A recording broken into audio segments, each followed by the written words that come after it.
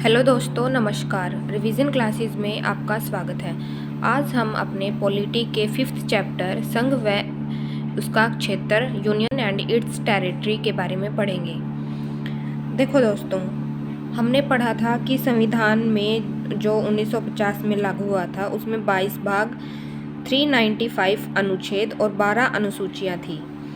अब ये भाग जो है वो 25 हो गए हैं और अनुसूचियाँ पहले 8 थी और अब 12 हो गई हैं। और ये अनुच्छेद हैं जो ये 465 प्लस हो गए हैं। तो आज हम अपने संविधान का पहला भाग और उसके पहले भाग में जो 4 अनुच्छेद हैं वो उनके बारे में पढ़ेंगे। तो हमारे संविधान का जो पहला भाग है उसमें जो है 1 से 4 तक अनुच्छेद दिए गए हैं जो कि संघ और उसके क्षेत्रों के बारे में उसमें चर्चा की गई है। तो इसमें सबसे पहले संघ, इसका मतलब राज्यों का संघ, जो ये हमारा एक वर्डिंग है अनुच्छेद 1 में दी गई है, हम इसके बारे में देखते हैं। हमारे अनुच्छेद 1 में कहा गया है इंडिया यानी भारत बजाय राज्यों के समूह के राज्यों का संघ होगा।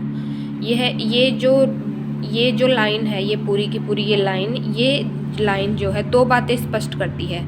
एक तो हमारे देश का नाम और दूसरी है हमारी जो राज पद्धति है, मतलब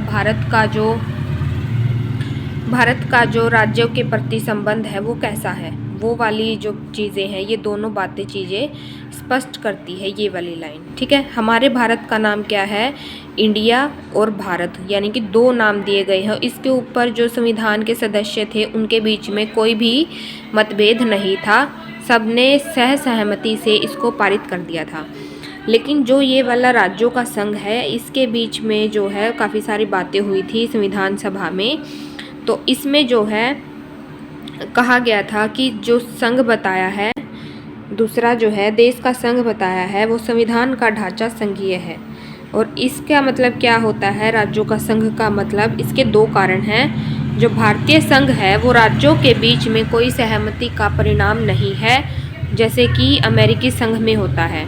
और दूसरा है कि राज्यों को संघ से विभक्त होने का कोई अधिकार नहीं है, यानी कि जो हमारा संघ है वो विभक्त नहीं हो सकता, जो कोई राज्य है वो हमारे देश से अलग नहीं हो सकता।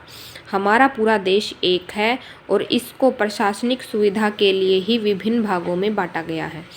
तो हमारे देश में जो है तीन श्रेणियों में बांटा गया है भारतीय क्षेत्र को। पहला होता है राज्यों के क्षेत्र, दूसरा है संघ क्षेत्र और तीसरा है ऐसे क्षेत्र जो भारतीय क्षेत्र में अभी तक सम्मिलित नहीं किए गए हैं, जो अधिकृत किए जा सकते हैं, वो वाले।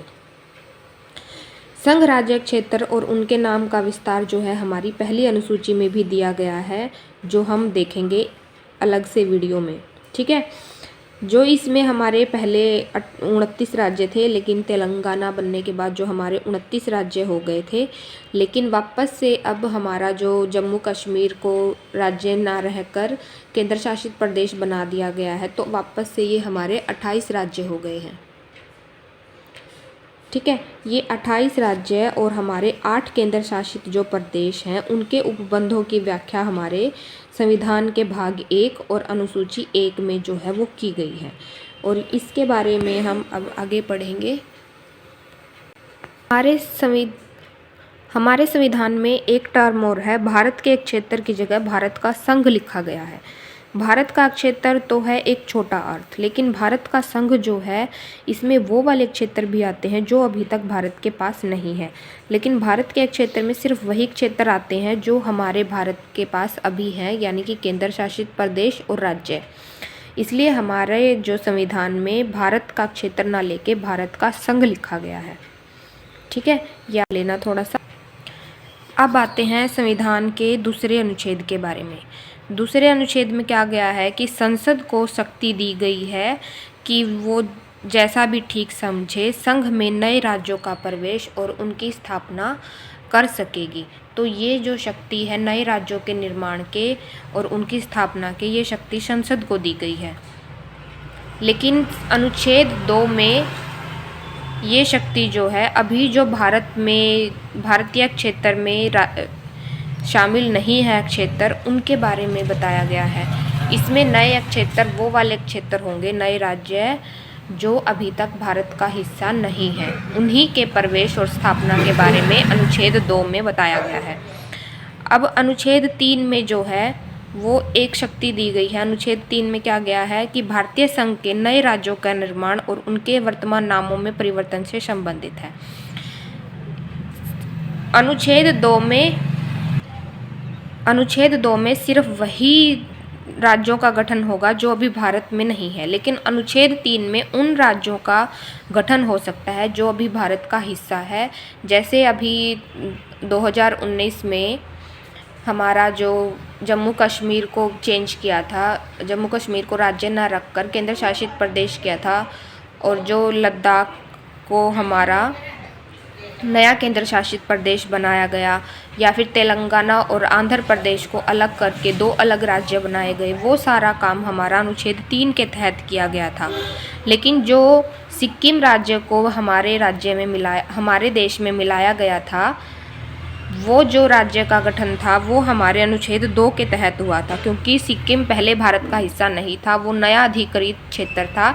इस वजह से उसको अनुच्छेद 2 के तहत लाया गया था। ठीक है, इन दोनों अनुच्छेद में सिर्फ इतना ही। तो अनुच्छेद 3 के तहत संसद जो है वो क्या क्या काम कर सकती है वो यहाँ पे लिखा गया है। पहला है कि किसी राज्य में से उसका राज्य क्षेत्र अलग करना, या फिर 2 या 2 से अधिक राज्यों को या राज्यों के भागों को मिलाकर, अथवा किसी राज्य क्षेत्र को किसी राज्य के भाग के साथ मिलाकर नए राज्य का निर्माण कर सकेगी।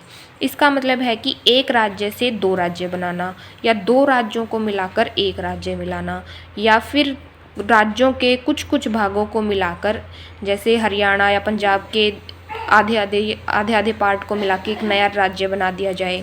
तो इस तरह का जो राज्य का निर्माण है वो हमारा अनुच्छेद 3 के तहत होता है। किसी राज्य के क्षेत्र को बढ़ाना, किसी राज्य के क्षेत्र को घटाना, उसकी सीमाओं में परिवर्तन करना, नाम में परिवर्तन करना, ये सारे काम अनुच्छेद 3 के तहत होते हैं। और इस अनुच्छेद 3 के तहत 2 शर्तें भी रखी गई हैं। पहली शर्त क्या है कि इससे संबंधित जो भी अध्यादेश है वो राष्ट्रपति की पूर्व मंजूरी से ही संसद में पेश किया जा सकता है। और जो दूसरा है वो है कि राष्ट्रपति जो है इस संस्तुति से पहले क्या करेगा, इस अध्यादेश को राज्य के विधानमंडल का मत जानने के लिए राज्य के पास भेजेगा। लेकिन ये जो मत है वो एक निश्चित सीमा के अंदर, मतलब निश्चित समय सीमा के अंदर आना चाहिए इसका आंसर राज्यों में से। और जो राष्ट्रपति है या संसद है वो इस राज्य के मत को मानने के लिए बाध्य नहीं है। मतलब राज्य जो भी निर्णय लेगा वो ज़रूरी नहीं कि संसद और राष्ट्रपति उसको माने। ठीक है, तो इसके लिए वो बाध्य नहीं है। इसका मतलब राज्य विधानमंडल का इसमें कोई भी हस्तक्षेप हो या ना हो कोई ज़रूरी नहीं है। ठीक है, मतलब राज्यों की अनुमति के बिना भी संसद ये काम कर सकती है। इस वजह से हमारे जो भारत को क्या कहा गया है, विभक्त राज्यों का अविभाज्य संघ, यानी कि राज्यों में बटा हुआ है लेकिन अविभाज्य संघ है। और अमेरिका को क्या बोलते हैं, अमेरिका के जो राज्य हैं या जो संघ है उन दोनों को अपनी अपनी शक्ति प्राप्त है। राज्यों को जो है वो तोड़ा नहीं जा सकता, अलग नहीं किया जा सकता, मतलब मिला के जैसे हमारे संविधान में लिखा गया है। तो अमेरिका के संविधान को हम बोलते हैं अविभाज्य राज्यों का अविभाज्य संघ। ठीक है, वहाँ के राज्यों को भी सिक्योरिटी दी गई है कि उनके जो है सीमाओं में परिवर्तन, नाम में परिवर्तन जो है उनकी अनुमति के बिना नहीं किया जाएगा। हमारे संविधान के अनुच्छेद 4 में बताया गया है कि जो भी हमने राज्यों का गठन किया है अनुच्छेद 2 या अनुच्छेद 3 के तहत, राज्यों का गठन तो हो गया, लेकिन राज्यों के गठन के बाद भी बहुत सारे काम होते हैं, जैसे प्रशासनिक कार्य, वहाँ की राजधानी, या फिर वहाँ का जो विधानसभा है, विधान परिषद है, और भी तरह के बहुत सारे विधायी कानून होते हैं। वो उन सब को पारित करने का जो है काम वो अनुच्छेद 4 में होता है। लेकिन अनुच्छेद इसके तहत जो भी संशोधन होगा वो 368 के तहत संशोधन नहीं माना जाएगा, उसको सिर्फ सामान्य बहुमत या साधारण विधायी प्रक्रिया के तहत ही पारित किया जा सकता है। अब इसमें एक क्वेश्चन आता है कि क्या भारतीय सरकार जो है भारतीय क्षेत्र को विदेशों को सौंप सकती है। तो इसमें सुप्रीम कोर्ट ने जो एक केस आया था 1960 में, बेरुबाड़ी संघ जो है पश्चिम बंगाल का एक क्षेत्र था, इसको जो है पाकिस्तान को इसको देने का, क्योंकि जो पहले बांग्लादेश था वो पाकिस्तान का हिस्सा था। तो 1960 में, तो 1960 में ये पाकिस्तान को ये एरिया देने के लिए सरकार ने निर्णय लिया था। तो फिर हमारी संसद ने एक निर्णय लिया था कि संसद की शक्ति राज्यों की सीमा समाप्त करने और भारतीय क्षेत्र को अन्य देश को देने की नहीं है। यह कार्य अनुच्छेद 368 के तहत संशोधन द्वारा ही किया जा सकता है।